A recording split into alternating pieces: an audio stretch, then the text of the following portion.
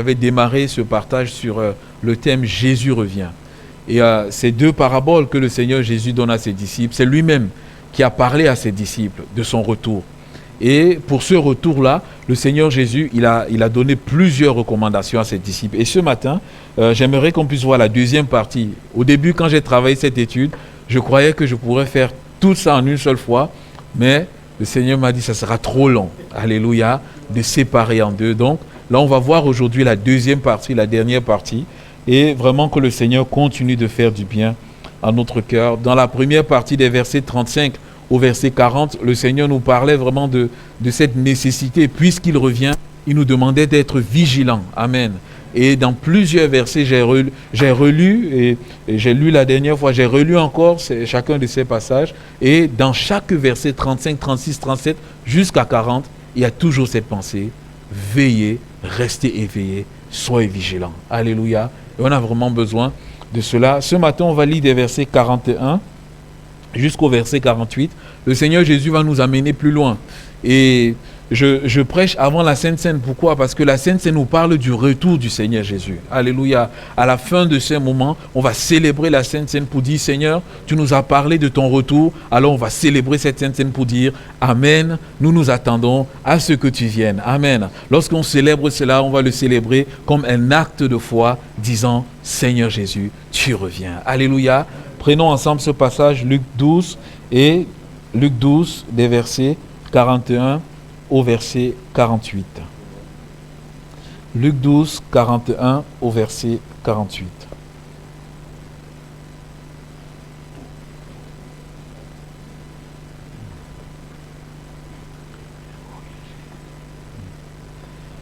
Pierre lui dit, Seigneur, est-ce à nous ou à tous que tu adresses cette parabole?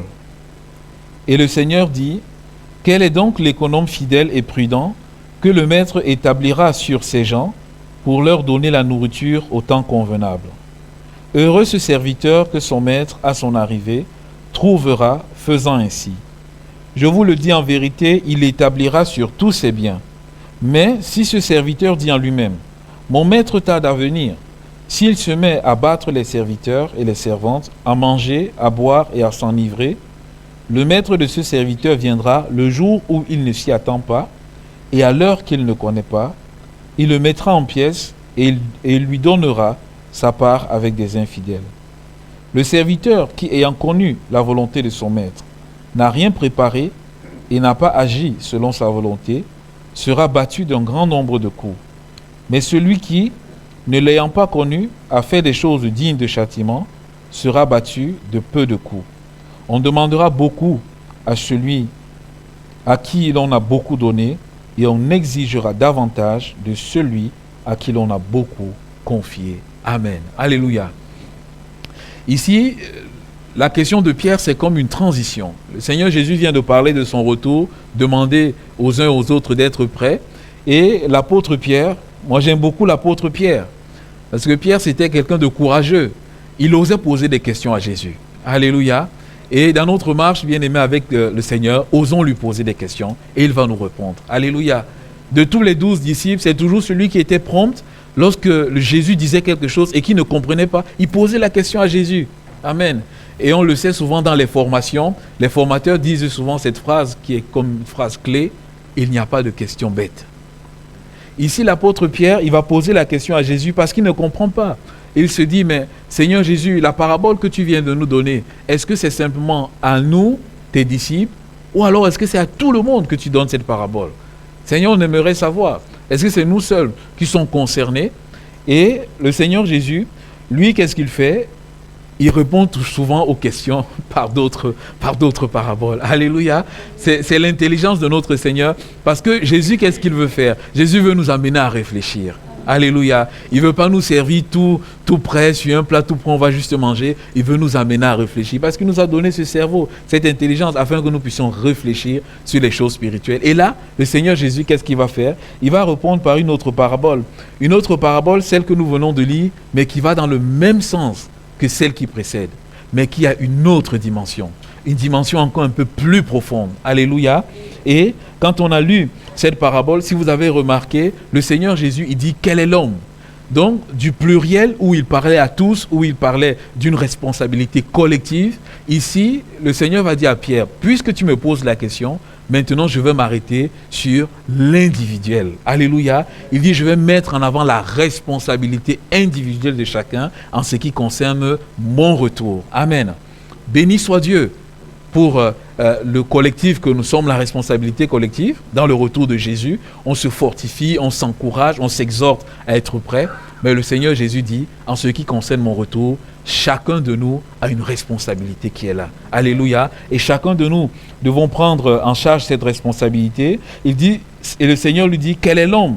Quel est donc l'économe fidèle et prudent que le Maître établira? Et quand je me dis, quand le Seigneur Jésus il dit quel est l'économe, il est en train de poser la question à Pierre. Pierre, tu m'as posé la question, mais est-ce que tu seras cet économe-là? Alléluia. Est-ce que tu seras cet économe dont je vais parler, dont je vais décrire les œuvres et les caractéristiques? Et ce matin, le Seigneur nous pose aussi la question, est-ce que nous serons cet économe-là? Alléluia. J'ai prêché au mois de juin ce message sur le Proverbe 20, le verset 26. Beaucoup proclament leur bonté, mais un homme fidèle qui le trouvera. Et le Seigneur pose cette question, est-ce que tu seras cet homme fidèle-là? Alléluia. Bien sûr, je ne vous demande pas de répondre, mais de répondre dans nos cœurs. Mais en tout cas, dans cette pensée de nous dire, le Seigneur Jésus, il cherche. Amen. Il cherche en permanence. Il cherche des économes. Il cherche des hommes fidèles à qui il va confier des missions. Amen. Béni soit Dieu parce que ce matin, j'ai devant moi plusieurs qui ont répondu à l'appel de Jésus. Alléluia. Plusieurs qui ont répondu à l'appel de Jésus qui dit, suis-moi, viens à la croix, dépose tes péchés, dépose tes fardeaux et entre dans la carrière que j'ai pour toi. Plusieurs ont embrassé cela ce matin. Et s'il y a au milieu de nous quelqu'un qui ne l'a pas encore embrassé, je dis, Seigneur, je vais entrer dans cet appel que tu lances. Tu dis, suis-moi. Bien-aimé, Pierre encore, lorsqu'il a renié le Seigneur Jésus, il a été abattu complètement. Et là, le Seigneur Jésus va le relever. Quand le Seigneur Jésus va le relever, qu'est-ce qui va se passer? Le Seigneur Jésus, il va dire, toi, suis-moi. Alléluia. Et je crois que ce matin, vraiment, c'est le mandat que le Seigneur nous dit. Pierre, il voulait savoir un peu ce qu'il adviendrait de la vie de Jean. Il dit, mais Seigneur, mais celui-ci, qu'adviendra-t-il de lui? Jésus lui dit, si je veux qu'il soit encore là quand je reviens, que t'importe? Toi, suis-moi.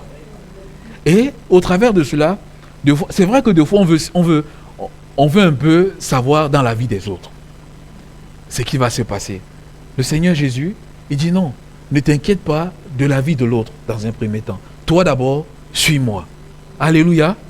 Ton frère a reçu son appel, ta sœur a reçu son appel, toi aussi tu as reçu ton appel, suivons le Seigneur Jésus. Alléluia. Et c'est ce que nous avons besoin de faire, suivre le Seigneur Jésus. Et je me suis arrêté sur la pensée de Christ. Et le Seigneur Jésus est tellement sage. Avant de donner une mission, le Seigneur Jésus, il aurait pu se lancer dans tout ce qui est l'activité, dans tout ce qui est le cahier des charges et tout. Mais le Seigneur Jésus dit, quel est l'économe fidèle et prudent? Je me suis dit, mais pourquoi Seigneur tu fais cette inversion? Et en même temps, j'ai la réponse. Le Seigneur dit, ce qui est important pour lui, bien plus que l'activité, bien aimé, c'est notre caractère. C'est ça qui est important au Seigneur Jésus. Alléluia. Le Seigneur Jésus veut notre caractère, que notre caractère soit transformé. Il dit, dans Jean 15, il dit, lorsque vous porterez beaucoup de fruits, c'est-à-dire quand vous aurez un caractère qui sera comme celui de Christ, c'est alors que mon Père sera glorifié. Le Seigneur Jésus, dans Matthieu 7, il parle de ces personnes qui viennent lui dire, mais Seigneur Jésus, n'avons-nous pas prophétisé en ton nom? N'avons-nous pas prêché en ton nom? N'avons-nous pas chassé les démons en ton nom? Le Seigneur Jésus dit, certes, vous avez fait cela, mais il leur dit, retirez-vous de moi, ouvriers d'iniquité, je ne vous ai jamais connu. On peut se dire, mais Seigneur, mais ils ont fait ton œuvre. Seigneur, ils ont fait du bien, ils ont délivré des personnes au nom de Jésus. Et là, le Seigneur Jésus dit, je ne vous ai jamais connu, c'est-à-dire, je ne vous ai jamais reconnu comme ayant mon caractère. Alléluia, comme étant sorti de moi, comme étant de moi. C'est pour ça qu'il dit ici, soyez fidèles et prudents. Et alors que nous attendons la venue du Seigneur Jésus bien-aimé, développons ces deux caractéristiques, ces deux traits de caractère, la fidélité et la prudence dans la marche avec le Seigneur. Il parle ici de l'économe. Je me suis arrêté sur l'économe. d'où est venu le mot économa et ensuite le mot intendant. Et en fait, l'économe, nous sommes tous ceux et celles qui ont décidé de marcher avec le Seigneur Jésus. Ce sont des économes du Seigneur Jésus. Alléluia. Nous sommes ces économes. C'est-à-dire, dans le temps des Romains, l'économe, c'était le domestique qui était à la maison. Le maître, qu'est-ce qu'il fait? Il prend toutes les richesses, tout de la maison, il confie à l'économe. Il dit, tu es l'économe, tu gères la maison. Alléluia. Quelle grande responsabilité. Il appelle, il donne toutes les capacités. Il donne toutes les ressources, tous les moyens. Il dit, je te laisse la gestion de ma maison. Mais sache une chose, un jour je reviendrai et je te demanderai compte de la gestion de cette maison. Amen. Bien-aimé, ce matin, j'ai devant moi plusieurs économes. Alléluia. Amen. Gloire à Dieu. Bien-aimé, vous êtes les économes de Jésus. Jésus, lorsqu'il vous a pris, il a mis ses richesses entre vos mains. Il a mis ses richesses entre nos mains. Et lorsqu'il prendra plusieurs, je le crois, plusieurs vont encore être sauvés, il mettra ses richesses dans ses mains, dans les mains de ces personnes. Il dit, je mets mes richesses dans tes mains. Il dit, je te donne toutes les capacités dont tu as besoin. Gère ma maison. Alléluia. Gère ce que je te donne. Amen. Il dit, Seigneur Jésus, aide-moi à bien gérer. Moïse pouvait prier dans le psaume 90, Seigneur, aide-moi à bien compter mes jours. Alléluia. Seigneur, tu m'as donné un capital de jour, un capital vie. Aide-moi à bien gérer ce capital. Et pour gérer cela, il dit un économe fidèle, digne de confiance, quelqu'un de loyal, quelqu'un sur qui il pourra compter, quelqu'un qui aura une foi engagée dans son Seigneur, quelqu'un qui va suivre son Seigneur, qui ne va pas détourner son regard de son Seigneur, quelqu'un qui va s'attacher aux paroles, aux recommandations, parce que celui qui est fidèle, c'est celui qui suit les ordres, qui exécute les ordres. Il dit que nous soyons, alors que lui, il va revenir, que nous continuons d'être ceux-là qui vont exécuter ses ordres, qui vont marcher, suivant sa parole. Alléluia. Seigneur, contre vents et marées, contre toutes les difficultés qui peuvent être là, aide-moi à m'attacher à toi. Amen. Aide-moi à rester, Seigneur, dans ta parole. Aide-moi à ne pas vaciller, bien-aimé. Il y a tellement de situations aujourd'hui qui veulent mettre à mal notre fidélité. Il y a tellement de situations aujourd'hui qui veulent détruire notre communion et notre attachement à Christ. Mais je veux dire, Seigneur, aide-moi à rester attaché à toi. Alléluia. Comme dans la course cycliste, bien aimé, lorsqu'il y avait le Tour de France dernièrement, mais lorsqu'on est dans la course avec le Seigneur, mais dans un cas pratique, bien aimé, pourquoi est-ce qu'il se met souvent à l'arrière? Il se met à l'arrière parce que celui qui est devant, en fait, il crée un vide à l'arrière. Et ce vide-là permet d'avancer facilement. Alléluia. C'est pour ça que lorsqu'il y a un leader dans une équipe, il y a toujours dans cette équipe des personnes qui sont devant. Pourquoi? Parce qu'on crée le vide derrière pour que le leader, il se fatigue moins et que quand il ait le temps d'attaquer, il ait toute la force pour attaquer. Bien-aimé, Jésus-Christ, il est devant. Et nous, on est derrière. Alléluia. Seigneur, on ne veut pas sortir de ce flux qui est derrière. On veut rester derrière toi. De telle sorte que, quelles que soient les situations, Seigneur, on puisse continuer d'aller de l'avant. Amen. Bien-aimés, restons attachés à notre Seigneur Jésus. Et attachés à son caractère, résistons. L'apôtre Paul disait ceci, du reste, ce qu'on demande des dispensateurs, ce qu'on demande des intendants, des économes, c'est d'être fidèles. Et, bien aimé, on sera jugé sur notre fidélité. On ne sera pas tant jugé sur toutes les œuvres que nous aurons faites. Bien sûr, nos œuvres vont compter, puisque la Bible dit, les œuvres des saints les accompagnera, mais le Seigneur nous dit, c'est la fidélité qui aura compté. Alléluia. Avec quel état de cœur, avec quel état d'esprit est-ce que j'ai fait les œuvres, Seigneur? J'ai été fidèle. Amen. Soyons fidèles. Et le Seigneur, il parle aussi d'être prudent. Être prudent, c'est-à-dire être sage, être intelligent, être attentif. Et quand j'ai pensé à cela, je me suis rappelé ce verset dans l'évangile de Matthieu, Matthieu 10, verset 16, où le Seigneur Jésus, il envoie les disciples. Et quand il envoie les disciples, il va leur dire quelque chose de très intéressant. Et je me suis encore arrêté sur ce verset. Il dit, voici, je vous envoie comme des brebis au milieu des loups.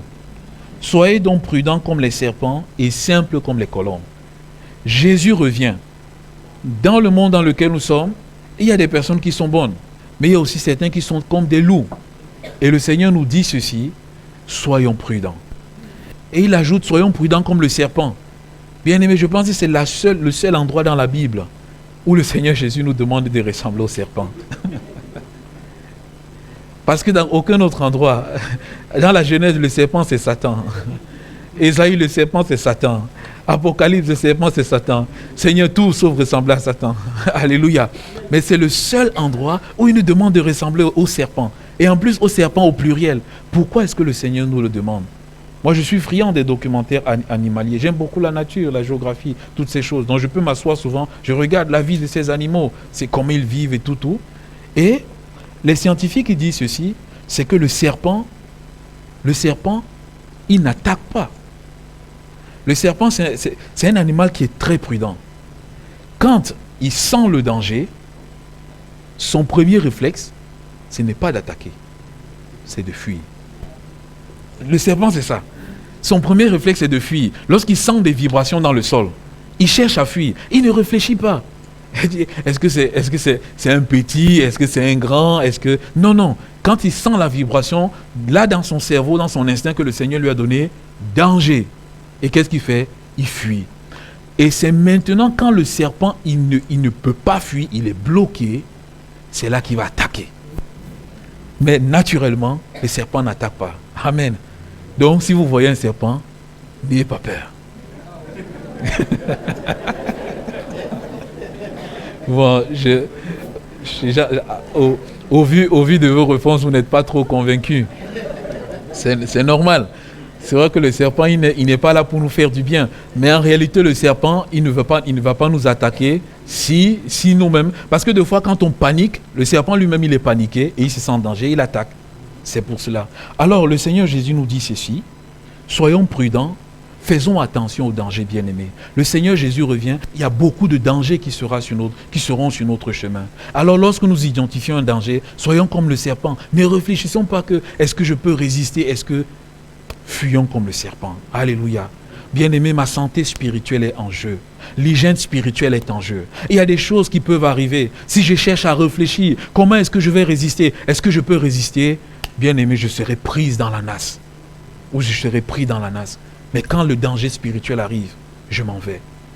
On est dans le temps de l'été. Et on sait que l'été, c'est un peu le temps où on se repose, où on relâche un peu la pression. Mais dans l'été, soyons prudents comme les serpents. Alléluia. Veillons sur notre communion fraternelle. Veillons sur notre sainteté. Veillons sur notre temps avec le Seigneur. Alléluia. Ne laissons pas toutes les choses qui peuvent venir comme être des dangers pour notre communion avec Dieu. Veillons et soyons prudents. Amen.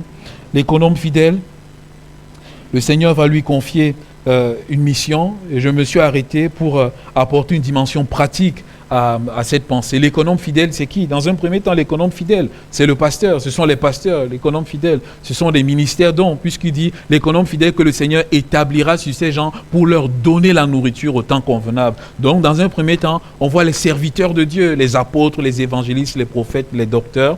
Et le Seigneur, il dit, c'est la mission, c'est notre mission à nous. Mais l'économe fidèle aussi, c'est le moniteur ou la monitrice de l'école du dimanche. Parce que Dieu l'a établi. Quels sont les gens sur lesquels Dieu l'a établi? Ce sont les enfants de l'école du dimanche. Alléluia. Le moniteur fidèle, ça peut être aussi le responsable de jeunesse. Il a été établi sur la jeunesse. Le moniteur fidèle, ça peut être le père et la mère. Parce que Dieu l'a établi sur les enfants. Alléluia. Ce père et cette mère fidèle et prudente, qu'est-ce qu'elle fera? Elle va donner la nourriture aux enfants au temps convenable. Ça peut être les grands-parents qui seront là, qui vont donner la nourriture aux petits-enfants et qui vont même encore donner la nourriture aux enfants. Alléluia. Moi, je me rappelle, il y a une mamie qui avait 80 ans. Elle avait son fils. Elle dit à son fils, de toutes les façons, tu seras toujours mon enfant. Donc, pour dire au fils que, de toutes les façons, c'est vrai que tu es grand, tu avances en âge et tout, mais tu resteras mon enfant. Alléluia. Elle est une mamie, elle est aussi là pour ses enfants. L'économe fidèle, c'est cette mamie-là qui saura prier pour son fils, prier aussi pour sa fille, donner la parole qui conviendra. Peut-être le fils ou la fille est dans une situation compliquée. Peut-être le fils ou la fille doit prendre une décision. Cet économe fidèle, c'est ce papy et c'est cette mamie. Alléluia. Seigneur, fais en sorte que je le sois. Cet économe fidèle aussi, c'est le témoin de Christ en général. Amen. Que le Seigneur établit là où nous sommes. Le Seigneur a dit à Josué, tout pied que foulera la plante de tes pieds, je te donne en héritage. Tout lieu que foulera la plante de tes pieds, je te le donne en héritage. Amen. tous les endroits où nous sommes. Ça peut être à l'école, ça peut être dans notre lieu de travail. Là où nous sommes, le Seigneur nous donne ces endroits aussi en héritage. Et il nous dit, nous sommes des témoins, nous sommes des économes fidèles pour ces personnes-là, pour leur apporter la nourriture au temps convenable. Amen. Seigneur, aide-nous. Aide-nous à pouvoir remplir ce rôle. Seigneur, ce n'est pas un rôle facile. Tu nous donnes un rôle compliqué. Mais on sait une chose, c'est qu'il y a le Saint-Esprit qui est là, qui va nous aider. Alléluia. Faisons-le, bien-aimés. Et il dit pour une mission, pour donner la nourriture au temps convenable. Je me suis arrêté sur cette expression, la nourriture au temps convenable. Et je me suis arrêté sur nourriture. Quand je regarde nourriture, il dit la ration de blé, la quantité de blé qui convient. Et là, j'ai dit, waouh, Seigneur, c'est encore précis. Donc, il déclare ceci, c'est que l'économe doit travailler pour donner la bonne quantité de nourriture à l'enfant. La bonne quantité de nourriture à l'église. C'est un peu comme je vous disais au début. Au début, dans ma tête, je voulais faire les 2 paraboles en un dimanche. Et le Seigneur a dit, non, ça sera trop. Ça sera trop et il y aura une indigestion. Et il faut savoir comment partager, comment donner. Alléluia. Quelle est la quantité qu'il faut? Et en cela, on a un maître, c'est le Seigneur Jésus. Dans la prière du Notre Père, qu'est-ce qu'il nous a dit? Il y a un endroit où il nous dit, priez ainsi, donne-nous chaque jour notre pain. Autrement dit, Seigneur, donne-nous chaque jour le pain qui nous suffit. Amen. Donc chaque jour quand je me lève, je dis, Seigneur, voici une nouvelle journée. Donne-moi la grâce qui me suffit. Donne-moi la parole qui me suffit pour cette journée. Donne-moi la bénédiction qui me suffit. Des fois, on veut dire, mais Seigneur, donne-moi la bénédiction de demain, d'après-demain. Le Seigneur dit, mais aujourd'hui, si je te donne la bénédiction de demain, demain n'est pas encore arrivé. La bénédiction de demain ne va pas te servir. Amen. Donc, bien-aimés, nous avons besoin, nous, de prier en permanence, de dire, Seigneur, aide-moi à donner la nourriture qui convient. Si je donne trop, il peut y avoir une indigestion. Si je donne peu, il peut y avoir un manque qui est là. Et j'ai besoin d'aller vers le Seigneur afin que le Seigneur me dise, voici ce que tu peux donner, voici la parole que tu peux donner. Lorsque j'ai quelqu'un qui est au téléphone, Seigneur, donne-moi le pain quotidien pour pouvoir la parole que je vais apporter à cette personne. Seigneur, je ne sais pas ce que je vais lui donner, mais donne-moi la parole qui va correspondre à cette personne. C'est vrai que deux fois notre langue fourche un peu, on n'a pas toujours les bons mots. Des fois, on arrive à flancher, mais gardons en permanence cette prière, bien-aimée, de dire, Seigneur, chaque fois où que je sois, aide-moi toujours à avoir la parole qu'il faut, à avoir le geste qu'il faut, à avoir l'attitude qu'il faut. Alléluia, afin que la personne soit bénie. Regardons dans l'Ancien Testament. Lorsque les Israélites devaient aller chercher la manne, qu'est-ce que le Seigneur leur a dit? Dieu applique ce principe. Christ est le pain de vie. Le Seigneur dit, vous allez ramasser une portion de manne chaque jour. Mais comme le cœur humain, il est ce qu'il est, il y a certains qui vont ramasser, mais qui ramassent un peu plus. Et qui disent, non, il faut que je ramasse, je risque de peur peut-être, en fait, c'est pas écrit, mais peut-être je me mets dans la pensée de la personne, de peur que demain je vais manquer. Il faut que je ramasse beaucoup. Oh, mais ça vient du ciel, de celui qui commande toutes choses. Fais-lui confiance. S'il te dit, ramasse cette portion, prends cette portion-là. Alléluia. Mais malheureusement, il y a certains qui n'avaient pas la foi, qui n'étaient pas fidèles. Et qu'est-ce qui s'est passé? Ils ramassaient en plus. Et la Bible dit le surplus qui avait été ramassé pourrissait. Bien-aimé, on a besoin de ramasser ce qui convient. Du moins, le 6e jour, puisqu'on ne parlait pas encore du samedi, le 6e jour, quel était le commandement de Dieu? De ramasser une ration double. Pourquoi? Bien-aimé, Dieu connaît ce dont nous avons besoin. Dans le temps dans lequel nous sommes, dans le lieu dans lequel nous sommes, Dieu sait ce dont nous avons besoin. Ne nous inquiétons de rien, parce que votre Père sait que vous en avez besoin. Bien-aimé, si ce matin, il y a quelqu'un qui est inquiet, et si cette parole-là peut enlever l'inquiétude de son cœur, je vais dire gloire à Dieu. Alléluia, ne nous inquiétons de rien. Alléluia, que Dieu nous bénisse. Lui-même, il va pouvoir pour nous. Le Seigneur, il nous dit dans Éphésiens 3:20, il dit, or à celui qui peut par la puissance qui agit en nous, infiniment au-delà de ce que nous demandons et de ce que nous pensons, à lui seul soit la gloire. J'aimerais simplement nous dire et nous rappeler ce matin, parce que je sais que nous connaissons ces choses. Dieu est celui qui fait infiniment au-delà de ce que nous demandons et de ce que nous pensons. Alléluia. Seigneur, je te demande, mais je te demande même mal, je balbutie dans mes propos, mais je sais que le Saint-Esprit, par des soupirs inexprimables, saura demander à la perfection ce dont j'ai besoin. Et lorsqu'il demandera pour moi, j'aurai juste ce qu'il me faut. Alléluia. Bien-aimés, cela nous amène à vivre dans le contentement. Parce qu'on est dans un monde qui veut toujours plus, toujours plus, toujours plus, toujours plus. Et plus on veut, plus on se détruit souvent, plus on se détruit dans nos forces physiques. Amen. Seigneur, donne-moi la quantité de blé nécessaire pour ton peuple, pour les enfants de l'école du dimanche, pour ma famille, Seigneur, donne-moi la quantité de blé dont j'ai besoin. Pour mes amis, Seigneur, donne-moi la quantité de blé dont j'ai besoin. Pour mes collègues, Seigneur, donne-moi la quantité de blé dont j'ai besoin. Le Seigneur Jésus, dans Ésaïe 50, il est dit de lui que le Seigneur l'Éternel m'a donné une langue exercée pour que je sache soutenir par la parole celui qui a battu, il éveille mon oreille. Amen. Seigneur, donne-moi la parole pour pouvoir soutenir. Je me rappelle également de Jérémie. Dans Jérémie 42, il y a le peuple qui est venu voir Jérémie. Le peuple dit à Jérémie, mais Jérémie, consulte pour nous l'Éternel afin que nous sachions ce que nous devons faire. Jérémie, il est allé consulter l'Éternel pour savoir ce qu'il fallait faire. Et il a consulté et ça fait 10 jours. Et c'est au 10e jour que Dieu a donné la réponse. Amen. Des fois, on a besoin de consulter l'Éternel pour d'autres personnes. Et au 10e jour, Dieu a donné la réponse. Mais malheureusement, le peuple n'a pas suivi. Pourtant, c'était la volonté de Dieu. Il y a un autre exemple dans Nombre 36. Dans Nombre 36, lorsque Moïse va partager les terres, il y a 4 filles.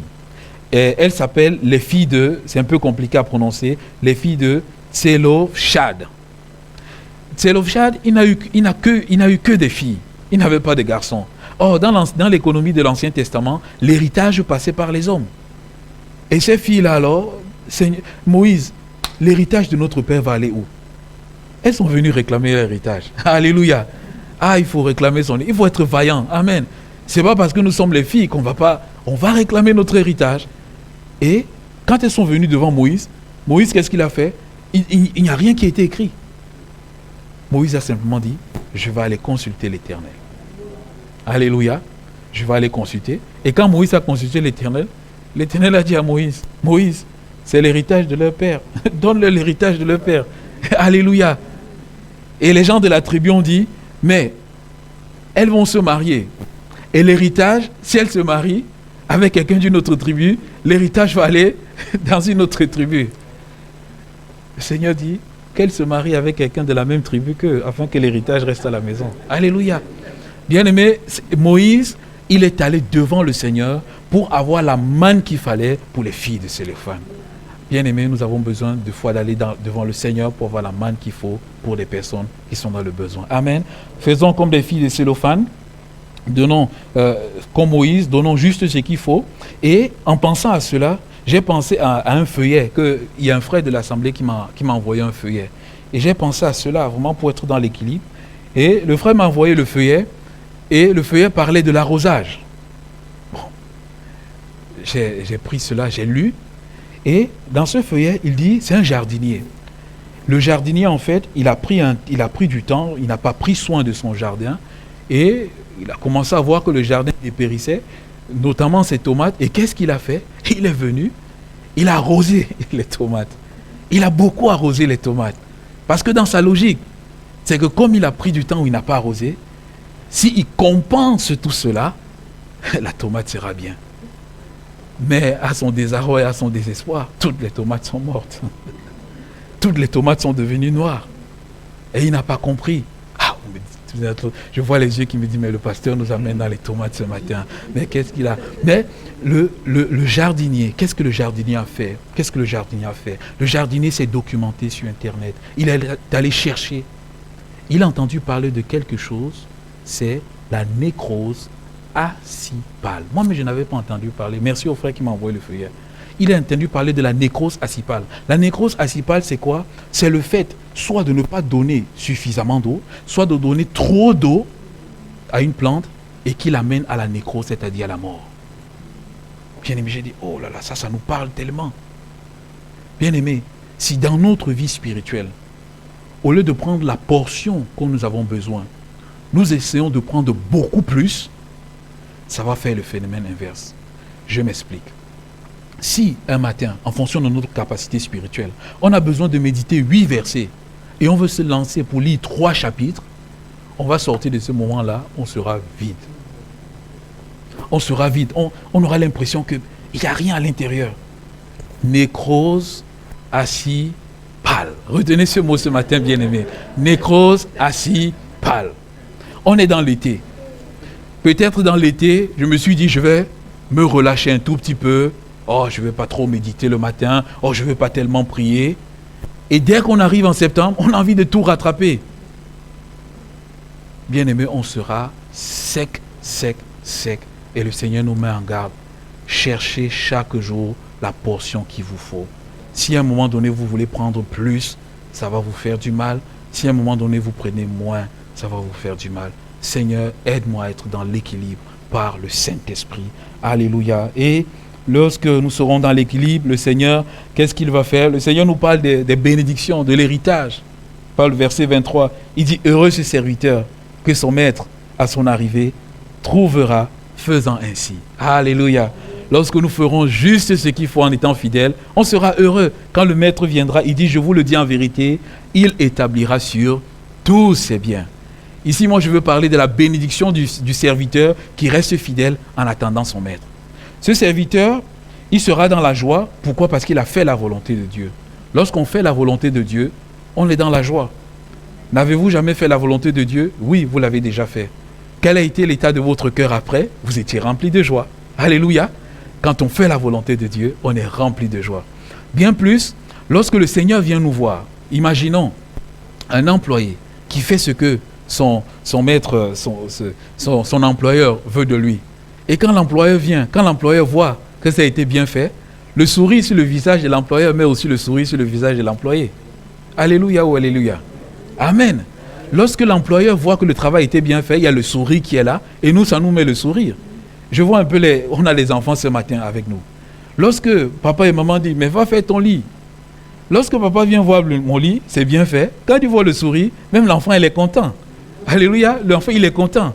Fais tes devoirs. Lorsque papa vient, il voit que les devoirs ont été faits. Dès qu'il me regarde, ah, papa est content. Moi aussi, je suis content. Ah, lorsque je ne fais pas les devoirs, qu'est-ce qui se passe? Quand on regarde le regard de papa, on va tourner dans l'autre pièce et on s'en va. Parce qu'on sait que c'est un regard, il n'est pas content. Bien-aimé notre Seigneur Jésus, lorsqu'il reviendra et qu'il verra nos œuvres, avec le regard qui sera, avec la joie qui sera sur son regard, bien-aimé, nous aussi, on sera rayonnant de joie. Alléluia. Bien-aimé, attachons-nous à cela. Le Seigneur sera rayonnant de joie, mais bien plus, le Seigneur dit ceci, je vais lui faire une promotion. C'est vrai que dans le monde dans lequel nous sommes, on parle des promotions professionnelles. C'est vrai que, bon, en ce moment, il y a la crise. Les promotions, c'est un peu difficile. S'il y a la promotion sur la terre, bien-aimé, il y a la promotion dans le ciel. Ah, je n'ai pas bien entendu. Bien-aimé, il y a des promotions divines. Il y a des promotions divines ici sur la terre. Le Seigneur dit, celui qui a été fidèle dans les petites choses, je lui confierai de grandes choses. Alléluia. Et sur la terre, bien-aimé, on a besoin d'aspirer à ces choses-là. Seigneur, je vais être fidèle dans ce que tu m'as donné, cette mission, et je vais m'attendre à ce que, à un moment, tu viendras, tu diras, mon fils, ma fille, tu as fait ce que je voulais, maintenant, on va passer à un autre niveau dans le service. On va passer à une autre dimension. Bien-aimé, regardez Étienne et Philippe. Étienne et Philippe, ils étaient simplement à la banque alimentaire. Alléluia. Ils servaient des denrées, ils cochaient peut-être des noms, ils cochaient le nom de telle veuve, mais ils le faisaient fidèlement et consciencieusement. Ils n'étaient pas en train de murmurer. Non, ils étaient heureux. Peut-être qu'ils louaient même le Seigneur en le faisant. Mais voilà que la persécution arrive. Mais même avant la persécution. Et voilà qu'à un moment, Étienne, il se retrouve devant le Sanhédrin, rempli du Saint-Esprit. Étienne reçoit une promotion spirituelle. Il va réciter l'histoire du peuple d'Israël depuis Abraham jusqu'à David. Bien-aimé, qui ici là est capable de le réciter avec exactitude dans tout? Il le récite parce qu'il a eu la promotion spirituelle du Saint-Esprit. Il a eu une dose du Saint-Esprit énorme. Et la Bible déclare que devant ce Sanhédrin-là, il avait le visage comme un ange. Alléluia. Amen. Bien-aimés, soyons fidèles dans les petites choses. Le Seigneur va nous remplir de son esprit et nous aurons le visage comme des anges. Nous transpirerons de la grâce. Nous aurons la puissance dans notre vie. Regardons Philippe. Il distribuait juste des pains, des casse-croûtes. Mais lorsqu'il y a eu la persécution, Philippe est devenu évangéliste. Si on avait dit un jour à Philippe, ah, c'est bien les pains, tu deviendras un évangéliste un jour. Je dis bon, je ne sais pas si c'est de tout ton cœur ou si tu te moques de moi, je ne sais pas, mais je ne suis pas prompt à le prendre. Philippe n'était pas prompt à le prendre si on l'aurait dit. Mais Philippe, parce qu'il a été fidèle dans les petites choses, fidèle a reçu le ministère d'évangéliste. Bien-aimé, je nous dis ce matin, bien-aimé, si nous sommes fidèles avec notre Dieu, Dieu va nous propulser dans des sphères spirituelles que nous ne nous attendrons même jamais. Amen. Ne limitons pas Dieu. Soyons fidèles. Philippe, il a prêché devant la foule, mais parce que c'était un homme qui était fidèle, qui avait un cœur travaillé par Dieu, ça ne lui a pas empêché. Lorsqu'il y avait le réveil qui était là, le Saint-Esprit lui dit, Philippe, tu vas sur le chemin qui est désert. Philippe ne dit pas, oh mais Seigneur, il y a le réveil ici, moi je ne veux pas laisser le réveil, je vois les bénédictions. Philippe, c'est quelqu'un de fidèle, il écoute la voix du Saint-Esprit, il s'envoie dans le désert, il rencontre l'eunuque éthiopien. L'eunuque éthiopien va donner sa vie à Jésus, c'est comme ça que l'évangile va entrer en Afrique. Alléluia. Fidèle dans les petites choses, fidèle dans les grandes choses. Philippe a été béni dans sa famille. La Bible déclare ceci, c'est que les 4 filles de Philippe, bien sûr, elles n'étaient pas mariées. Toutes les 4, elles prophétisaient. Lorsque Paul arrivait à Césarée de Philippe, dans la maison de qui est-ce que Paul habitait? Chez Philippe. Bien-aimés, soyons fidèles dans les petites choses. Je ne peux pas vous citer tout ce que dans lequel le Seigneur va vous propulser, au risque de me tromper, mais simplement de dire, soyez fidèles, et le Seigneur va vous amener dans un endroit que vous ne connaissez pas. Alléluia. Soyons fidèles dans les petites choses. Le Seigneur va nous propulser. Les disciples qui ont été fidèles avec Jésus, Luc 22, des versets 28 à 30, le Seigneur Jésus dit, vous êtes de ceux qui avaient persévéré avec moi. Vous avez persévéré dans mes épreuves. Il dit, vous serez assis sur les trônes et vous allez juger les 12 tribus d'Israël. Alléluia. Il dit, mais Pierre dit, mais Seigneur, on a tout quitté pour te suivre. Le Seigneur Jésus dit, vous avez persévéré. Lorsque je vais juger les tribus d'Israël, vous serez à côté de moi, vous allez juger pareillement. Ah, bien-aimé, c'est une grande promotion que d'avoir le même titre de juge que le Seigneur Jésus. Soyons fidèles. Le Seigneur, c'est le Dieu de promotion et on va clôturer avec cette partie qui n'est pas la partie la plus réjouissante. Et cette partie nous parle du danger de l'infidélité et de l'imprudence. Il dit, et on va le lire, dans ce verset 45, il dit, mais si ce serviteur dit en lui-même, mon maître tarde à venir, s'il se met à battre les serviteurs et les servantes, à manger, à boire, à s'enivrer, le maître de ce serviteur viendra le jour où il ne s'y attend pas et à l'heure qu'il ne connaît pas. Il dit, le serviteur qui n'aura pas été fidèle, qui se sera dit, oh mais ça fait longtemps, on parle du retour de Jésus, il n'est pas encore venu, ça fait longtemps. Bon, écoute, moi je ne veux plus marcher, qu'est-ce que je vais faire? Je vais m'occuper de moi, je vais m'attacher aux réalités de la terre, je vais chercher au maximum les choses de la terre, je vais chercher à progresser dans les choses de la terre, je vais persévérer, je vais me faire un nom ici sur la terre, je vais jouir des choses de la terre, je vais oublier le Seigneur Jésus. Le Seigneur dit attention. Il dit attention aux serviteurs qui réagissent de cette façon. Il dit le Seigneur Jésus ne revient pas et deux fois même malheureusement, ce serviteur il peut dire mais Seigneur Jésus attends, ne reviens pas encore, il faut que j'achète ma voiture. Seigneur Jésus attends, ne reviens pas encore, tarde encore, il faut que je me marie. Seigneur Jésus attends, il faut que j'aie un enfant. Seigneur Jésus attends, il faut que je voie mes enfants aller à l'école. Seigneur Jésus attends, il faut que je voie mes enfants aller à l'université. Bien-aimés, je vous le dis, ce sont des choses réelles.